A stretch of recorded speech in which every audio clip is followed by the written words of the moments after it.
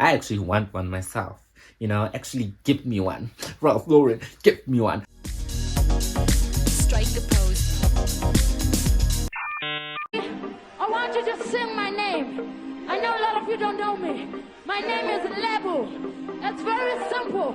This is what you say. Lebo, Lebo, Lebo.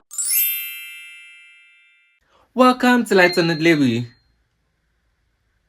Now this is a show which shines spell on the culture and everyone that you should know or already know. Now superstars, last episode we predicted that more celebs, influencers and brands will be in tune with your everyday people. They'll be doing less of the whole exclusivity and out of touch thing, and they will be more in tune with your communities and everything else. They'll be going deeper into the communities.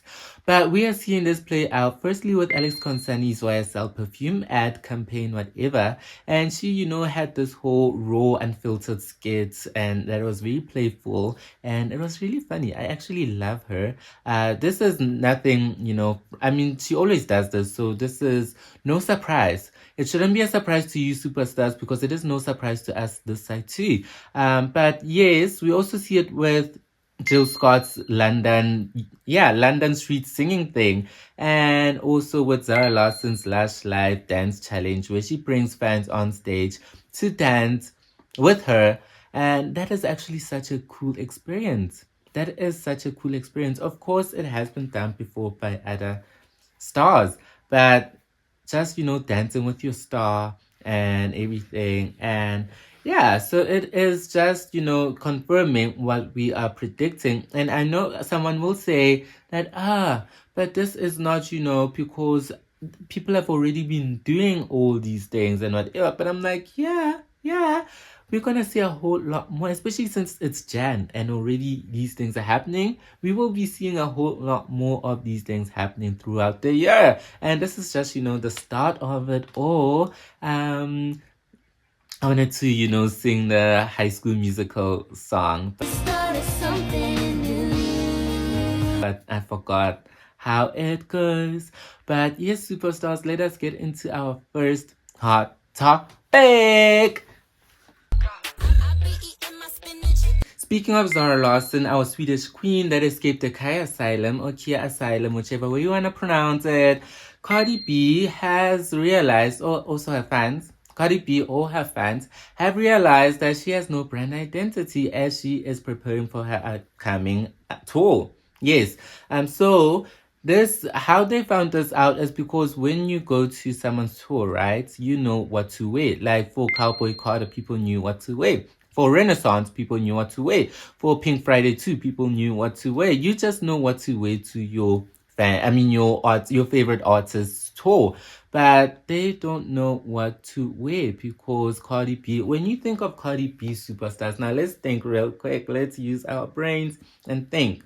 And picture Cardi B. What do you see? Because I don't see anything. I also don't think she has a brand identity. I wouldn't, be like, yeah, this reminds me of her, or this reminds me of her, or that reminds me of her.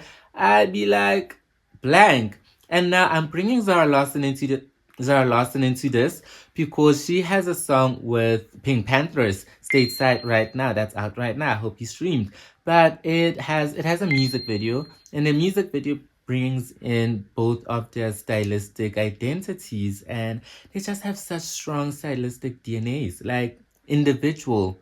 Like PinkPantheress has her own thing going on, like this UK kind of, I don't know how to explain it, but you know it.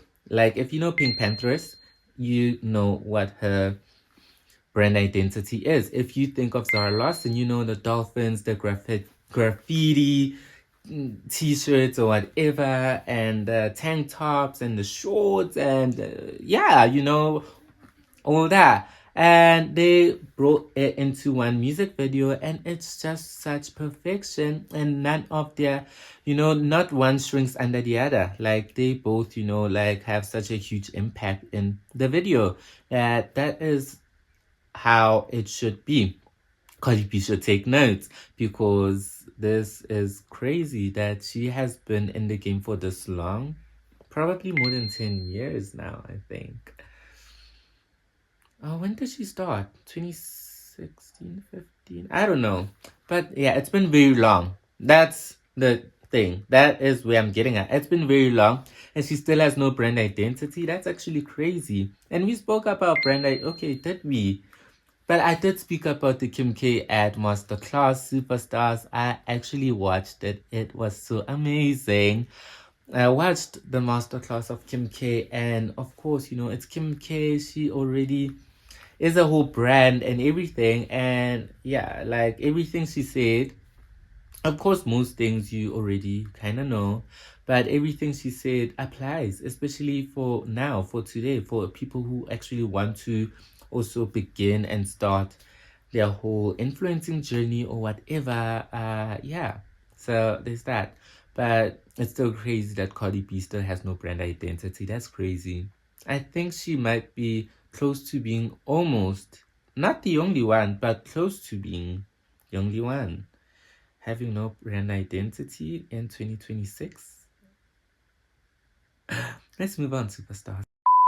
The 2026 Grammys are happening on February 1st, and I'm mentioning them because our beloved Trevor Noah will be hosting for the final time after hosting for 6 years. Imagine, like that is a win for South Africa and global recognition. But speaking of the Grammys, a voter who was voting, for the categories and whatever, skipped album of the year, and he said that, or she, we don't know the gender or whatever, or the pronoun or whatever, but they said that they skipped because they felt like they were unprepared. They didn't sit down with the music, the albums, and listen to them, and just like took it in. And I actually respect that. They got a lot of backlash because people are like, oh, but if you weren't prepared, then why vote? Like, why are you there? Because but I respect that they skipped it because someone else would have voted for the sake of voting, or they would have voted for someone they like even if they haven't listened to any of the other albums. I'm looking at all of y'all who are saying, oh, this album won, but I don't listen to him, or this album, like, how can you, and a lot of people be saying, I hate when people say, oh, but they suck. Like, I don't listen to them, so they suck. Like, how do you know they suck if you haven't listened to the album? Like, how can you say it's a bad album if you haven't listened to it? And maybe the themes you won't, align with them or whatever, but don't ever say an album sucks just because you haven't listened to it. Listen to it, sit with it. And with me personally, I listen to an album like 3 times before I give a judgment, because I just feel like on the first listen, I might not like a few songs. Like, I just be like, oh, what is this? What is this? It sounds like something I've never heard before. Where's that Nicki meme? You're not going to get it the first time. You're not going to get the song the first time you hear it. After the second and third time, you're going to be like, whoa, what is this? It sounds nothing like anything that's out right now. But yeah, so, and then after, the third listen, I'm just like, okay, I get what is being said. I know, the melodies. I know now I can vibe to it or whatever, or I can just call it trash if it's really trash.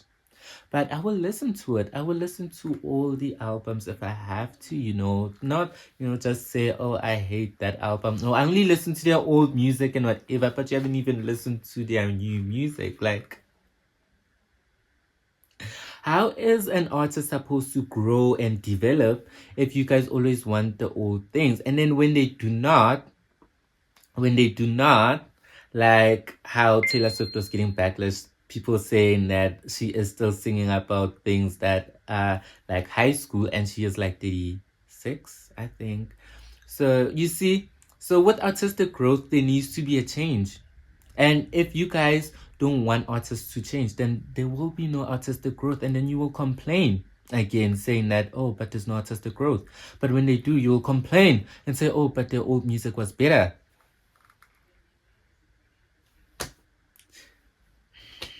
Let's move on, I almost said artists. Let's move on, superstars, because, yeah.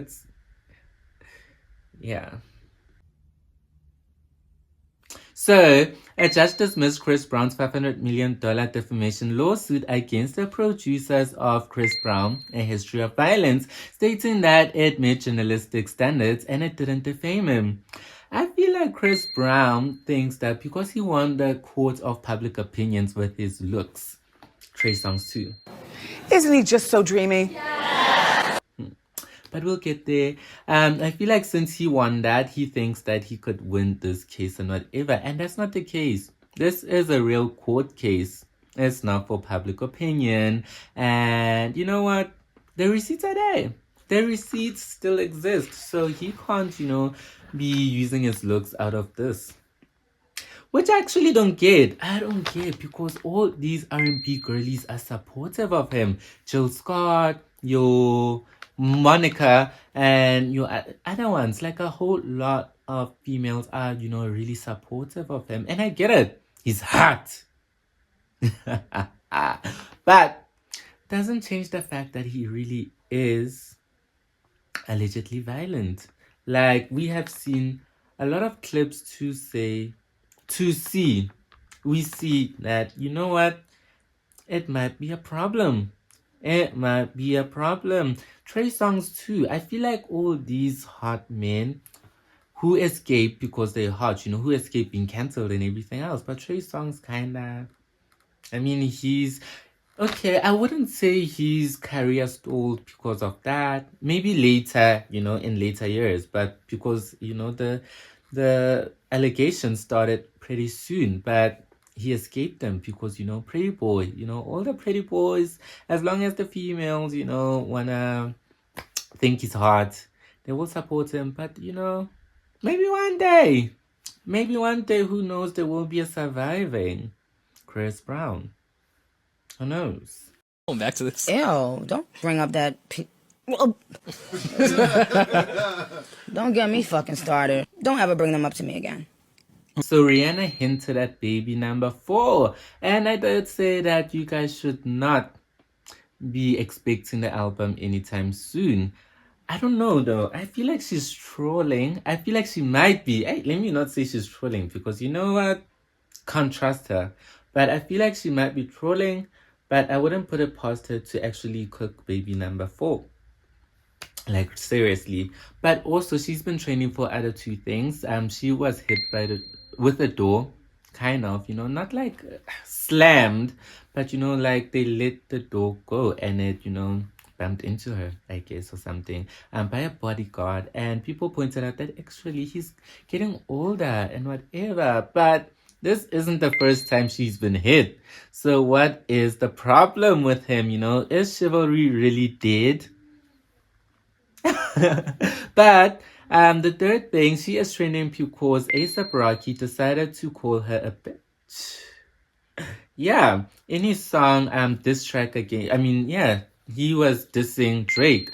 And in the song he says, you stole my flow. I don't know. The lyrics go something along the lines, you stole my flow, so I stole your bitch. And I feel like she got backlash because, people are like, it's off-putting for your baby daddy to be calling you a bitch. And that is true. That is so true. I feel like she signed off on it. I feel like she was sitting there and saying, he was, writing and was like, oh, baby, look at this. And she was like, oh, yeah, you should use it, And I wish she didn't. And I wish he didn't. Because now she's a boss, Like Rihanna has been this boss. She's always been. And, for a man to be, downgrading you to his bitch. Like, I feel like she should be the one who is, little boying people and, sunning people and bitching people. Instead of, now her taking on this angle of, being called a bitch by your baby daddy. I guess some people like that, like Lado. It's distasteful. It's not classy. It is not it. Rihanna. Let this be the last time he ever refers to you as his bitch. Are you the bitch she's singing about? Don't know. don't know what she's saying. I didn't know she sang. I thought she rapped or whatever. Yeah. So Cenat has been trending and he has been getting clowned online, but I genuinely feel like he's trending for all refreshing reasons. So firstly, he is trending because he wants to boost his vocabulary and he has been reading more, and even Doechii decided, to help him out by suggesting books for him to read. And honestly, I love that. I don't know why people are finding it funny and, clowning him and whatever. Let him better his vocab. Oh my gosh. Let him better his vocabulary and, just, the way he wants to communicate and everything else. And he also already been opening up about him having anxiety over communication and everything else. I just feel like in this world, no one should be clowning anyone for trying to, better themselves. Like, bettering yourself, and people are finding it funny and saying, oh, but you should be knowing all these words and whatever, but you don't know all the words in the dictionary. If I took out a thesaurus, would you know all the words?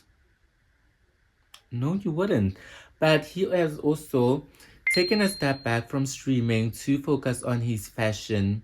And I love the fact that he is not just, trying to have this fashion brand and whatever, but he is actually also learning about fashion and how to sew and everything else. That actually really signals growth.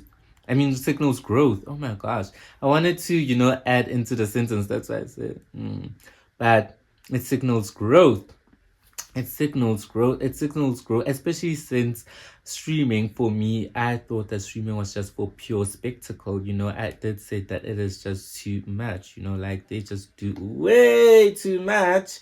And I know a lot of people love it, but yeah, I just love the fact that now he is building a legacy instead of, just, doing things for pure spectacle and everything else. So yeah, I don't see the reason to clown him. I don't see the reason why, oh, this is funny. And it's not. I did say that this whole culture of hating just to hate, this whole culture of clowning people because you are feeling some type of way, I also sometimes say that it's people feeling inferior. Like, if you feel like you could do, some people just feel like, oh, but I could be doing that, I could be doing what he's doing or whatever. So how is he getting this? Because he can't even, his vocab is not even, the best or whatever. And now, he has to catch up and whatever. But he got there because, he worked hard and everything else. And I don't know how I got here. This is so crazy. But yeah. Calm down. Honestly, to me, it just seems so inspiring and relatable. Like I said, a lot of stars will be turning to relatability and everything else, but in the sense, like you'll see the human side of them, like how people also clowned her, and they clowned Kim Kardashian for trying to be relatable in terms of studying for the bar exam. And yeah, but I just feel like more stars will do that. I feel like him opening up on his journey and everything else just makes him seem more relatable and genuine. And you know what? Maybe that Mariah Carey, what is it? Spelling bee, that spelling word, whatever thing was the start of it all, And yeah, so shout out to Mariah Carey.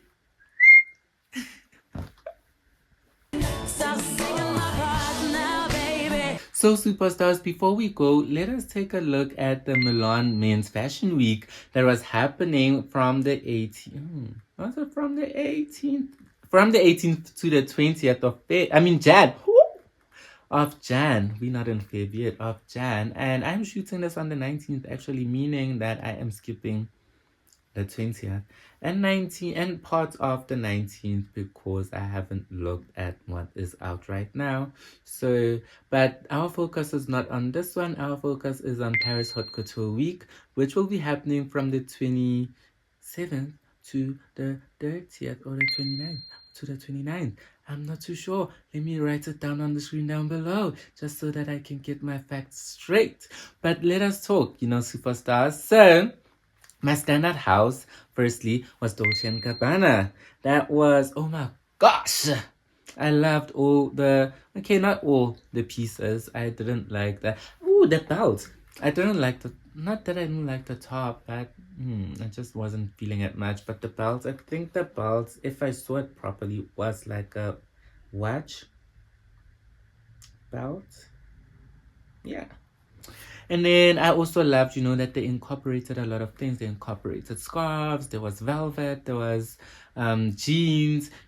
They just had a lot going on, and in a good way, not a bad way. The way I be like, there's a lot going on, but in a good way. I really loved what they did. I loved my standout outfit was really the brown, and it's very not like the most extravagant and whatever, because it's been done, I guess, but it's just very good. It's pretty, it's classic, it's wow. I love that. And then also we had D Squared. That was also a standout house for me, and it garnered some backlash. Not much, but let's talk. In terms of the backlash, people didn't like the fact that the two designers, Dean and Dan, they're identical twins, by the way, but yeah, they were on the model's shoulders. They were sitting on the model's shoulders doing the whole, your designers will walk after the show. They will walk and bow, and then yeah. So they decided, we will be sitting on our designers' shoulders. I mean, our models, and now people are like, oh, but it's giving exploitation of workers. Those are your employees, and you're exploiting your employees, and I'm like, oh my gosh, like, you guys are no fun. Like, it is, I just felt like it is such a cute thing that's I've never seen been done. Probably maybe been done, I don't know, but I've never seen it. So this is my first time seeing this, and I just felt like it's iconic in such a way that like these and they were dressed so cutely, and these men were shirtless, and like, what, iconic. D Squared, iconic. But yeah, let us also talk about my third and last standout house. Was definitely Ralph Lauren. Ralph, I love everything Lauren. Oh my gosh, why am I slurring my words? But I love everything Ralph Lauren. I like the fact that, actually they used the theme of also the cowboy aesthetic and whatever, especially since 2025 was a lot cowboy, especially because of Beyonce and just the whole country thing. Spotlight, there was a whole spotlight on country music and cowboys and whatever, and so they kind of did that. I loved that one with the I don't know, what did they have on the pants? I don't want to say diamonds, maybe diamonds, but rhinestones. Yeah, no one wants rhinestones, but but yeah. So I really did like Ralph Lauren's. I actually love, that sweater with the dog. I love that. Like, I really love those sweaters. Those sweaters with the dog thing. I really love those sweaters. I feel like in 2026, I want a whole lot more of those. I actually want one myself. Actually give me one. Ralph Lauren, give me one. But yeah, now that we've spoken about the houses, let us talk about the people, the stars that were there. We actually saw Kevin Costner, and if you don't know Kevin Costner, I am kind of judging you, because that means you haven't watched The Bodyguard, and if you haven't watched The Bodyguard, it means you might not be listening to Whitney Houston, and if you don't listen to Whitney Houston, that means you don't know music, because that is the voice. But yeah, Kevin Costner was there, so that actually, I loved that appearance. We also had Damson Idris. I just didn't like I didn't like the shoes. I didn't like the shoes. They gave school kids, like school vibes. They gave like, those are school shoes. I'm not even gonna explain further. They really were horrible. Damson, I'm sorry, but burn those shoes. We also had Noah Schnapp and Nick Jonas, and also Coleman Domingo. Yeah, we also had three of them.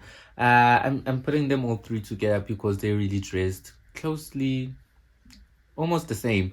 It's very classic. I like it. I really do like it. I really do like it. It's classic, it's nice. It's what men would wear normally. So, nothing out of the ordinary. We also had Benson Boone. Actually, Benson Boone, I really love that, his style has been this whole 70s aesthetic. That's what I'm seeing also with this fashion week, what he had on. The whole t-shirt and the high-waisted jean and belts, shoes.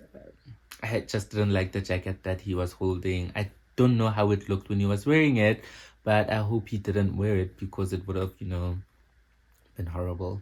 But yeah, other than that, I really loved the whole getup, and it's very simple. Someone will say, "Oh, it's so simple. What would you like about it?" But sometimes simplicity is best. And that's why Beyonce said, give you high fashion in a simple white tee and jeans.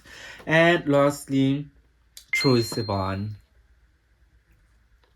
I hated it. I hated it. I hated everything. I just feel like it clashed. A whole lot clashed. And the shoes just gave school too. Like, I don't know who dressed him. It just gave that he dressed himself, and he dressed himself for the sake of dressing because it was horrible. Horrible, horrible, horrible. But superstars, that is it for our episode. Actually, I'm so used to now your 30 to 40 minute episodes, that I feel like this one is short. Like, I don't know how long it is. I mean, I'm still shooting it. But I just feel like if it's short, I'm just gonna miss y'all because I really love talking to y'all now, superstars. I love y'all, all 53 of y'all and more, since there's ones that view but don't subscribe. Why aren't you subscribing? It is 2026. I asked you to subscribe in 2025 for Christmas. So, superstars, please subscribe. But anyways, I'm ending the show. I don't know why I am, So, superstars, I want to close it off and say thank you for watching. Please like, comment, and subscribe. Actually, comment which standout topic, which topic stood up for you. And yeah, just engage. And I will see you guys next Sunday. Definitely. Or Monday. Yes. Yeah. Mwah.